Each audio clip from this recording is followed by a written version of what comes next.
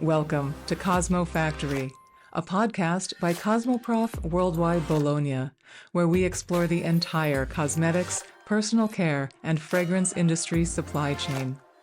I'm your host, Deanna Utrusky, and here at CosmoFactory, we look beyond the trends to discover the ideas, initiatives, and innovations that are truly advancing beauty.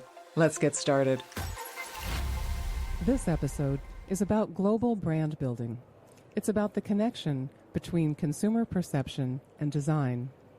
It's about the surging significance of the UAE within the global fragrance industry. And it's about the intersection of digital consumer behavior and fragrance commerce. With me here in the CosmoFactory podcast recording booth at Cosmoprof Worldwide Bologna is Namita Shrivastava, General Manager for BellaVita. Namita, welcome to CosmoFactory. Thank you. As I would like to say, since you gave such a beautiful introduction, salam everybody and namaste. Lovely. I appreciate that. Now, it's really so nice of you to join me during the show. I know Cosmoprof is especially important as an event for BellaVita, so I'm glad you're here. It actually is. Thank you for having us on board. Yeah, no, absolutely. And I'll say thank you as well to everyone listening.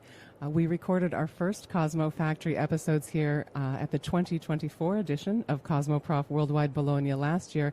And whether you're listening for the first time or have enjoyed every episode, I am so grateful that you are here. You have built a truly global community of listeners. The CosmoFactory podcast has been downloaded in more than 100 countries around the world, and it is so wonderful to have the opportunity each week to connect with you and to share the ideas and innovations that are moving our industry forward. Thank you for being here. If I may, BellaVita is also a fairly new project. This company was established just over 5 years ago, but if I may say so, there was no intention of slow growth or waiting to be discovered. Absolutely not. Why would we? Namita, will you share with me the overall vision and strategy for creating BellaVita as a global company? Absolutely. It's my honor to be able to represent the story that I'm going to now talk to you about. As you rightly said, it's a 5-year-old company only, and I wouldn't call it old. We're rather young. It started with the vision of our founder who wanted to make perfumes accessible to the connoisseurs of perfumes, as I call them. You have to understand that just because you love perfumes and you admire the fragrances, you do not have to spend or empty out your pockets, and that's what our founder was focused on. It started from that vision, and he did not stop. He did not stop, the company did not stop, and we are where we are today, with the intention of growing even further. That's why we're here at Cosmoprof to go further again, yes. Yeah, no, that's fantastic. And if I'm correct, there are 3 fragrance brands. Can you quickly describe each of them for everyone listening, just so we have a bit of context? Absolutely. So over the past years that we've been coming to Cosmoprof and various such editions in our industry, we've been realizing that the consumer mind shifts. And there are always trends in the industries that shift from certain to certain. And we have been seeing a huge growth of Oriental fragrances being recognized, being appreciated, and being wanted in different parts of the world. Having understood that, we have created 3 international brands within the BellaVita brand, as we can call them. And we cater to each of the consumer segment. We cater to the likeness of someone who wants to make it more accessible, let's say, in parts of Africa and different parts of the world. So if I'm talking about the 3 brands, they range from mass to prestige. And we cater and we intend to cater across the globe with that intention. So let me start with our premium, the prestige brand, which is Amber Rouge. The name has been derived from the dunes of Dubai, and it stems from Dubai. It's made in Dubai product. And it caters to the premium fragrances, to the connoisseurs of perfumery who enjoy having great scents at luxurious prices, at luxurious scents, and all that comes with it. Then we've got BellaVita Luxury, which is an affordable, if I may call so, for people who enjoy French and Oriental perfumery, but at an affordable price. And then we have something called as Kenas to cater to the mass segment. Now, the differentiation between all of these 3 brands, while we were creating them, was purely based on the consumer insights. Mm-hmm. So we intend to understand consumer insights. We are a digital-first company, and we intend to take those insights and create something from there. Mm-hmm. which is why we're able to cater to many other continents across the world. Yeah, and can you share with me how those consumer insights, or maybe what I might think of as consumer perception, has driven like the physical design process? What your fragrance looks like, if that's something we can say about fragrance? Yes, you definitely can. So we're a digital-first brand. We have an expertise of taking it across the globe. As we speak, we are chartering as #1 on various marketplaces across the US, Australia, UK, and a couple of more countries that we've launched in. We do boast good digital numbers, and which helps us understand consumer insights. They give us a sneak peek, as I may say, to consumer preferences. And you may realize that as much as you love perfumes, the understanding of the notes, or rather the trends, are very different across the world. So what the company does, or rather my very, very accomplished digital team does, is that it gathers and takes all the data. That's the beauty of today's digital world, right? Yes. I mean, that's the beauty. You get all the data, you analyze all the data, and then within we have a turnaround, we have a record turnaround time. And we're able to get to all of those trends across the world. We've just launched, if I may, boast a little bit out here. Yes. In just about 7 days, we were able to sell 8,000 pieces of a certain collection called the Gourmand collection, which we've launched in the US. Mm-hmm. And that essentially came just about, I think about 40 days ago, where that trend of gourmand perfumery was picking up in US. We quickly hopped onto that, created something wonderful. We have a great perfumer on board. And that's it. We launched it out in the market. Mm-hmm. So data is what works for us. That's our expertise. Yeah, no, I love it.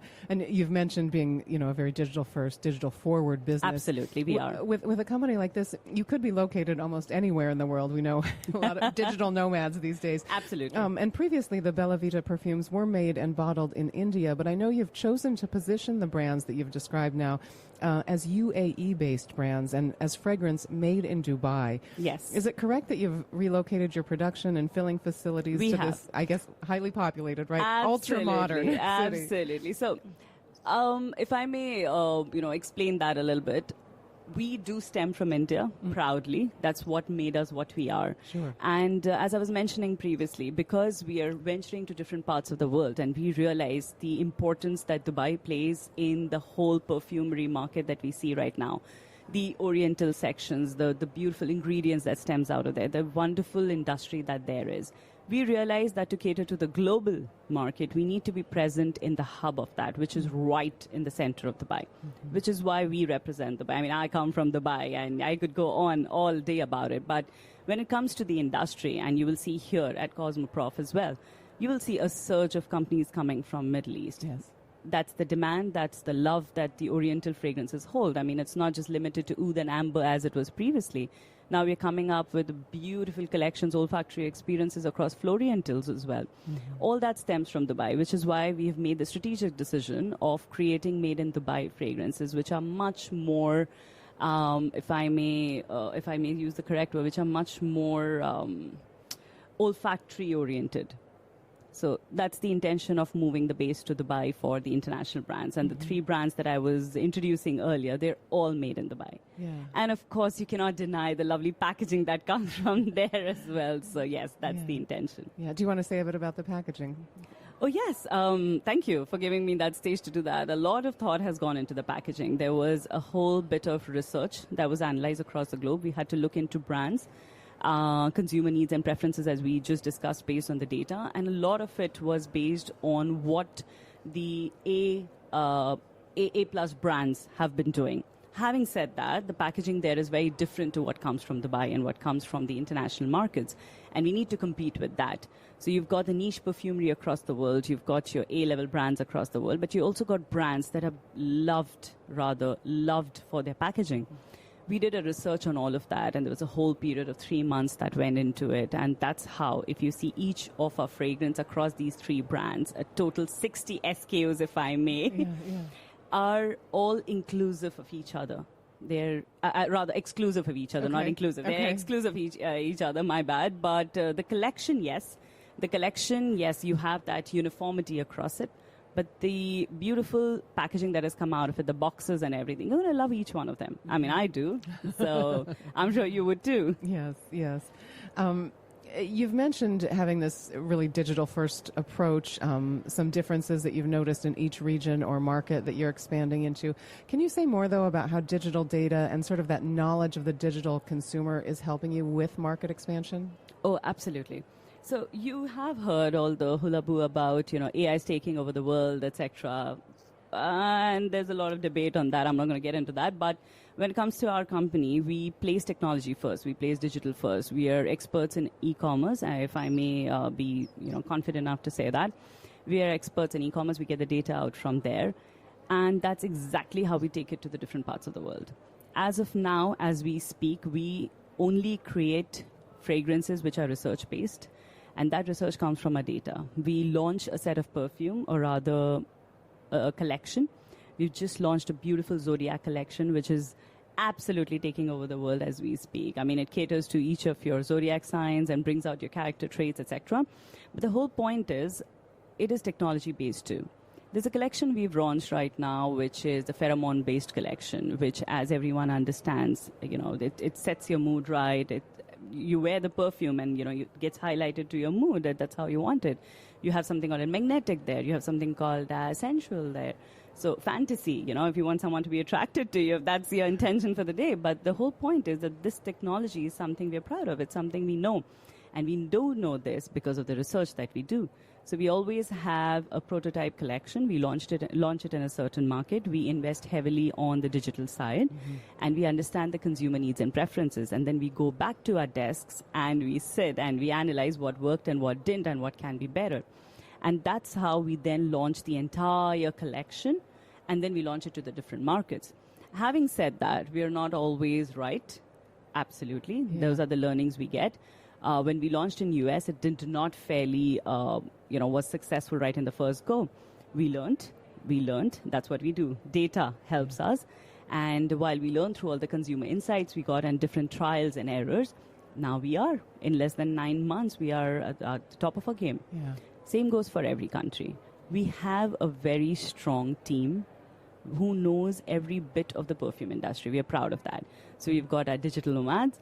We've got our offline experts who've been in the industry for good 30, 35 years. We have a perfumer who comes from the background that we can absolutely show off about. We have the expertise. Why? Because we have the passion to do this so. Yeah. So our company, it's an amalgamation of, passionate people that have come together to build something for the consumers. Yeah, no, that makes good sense.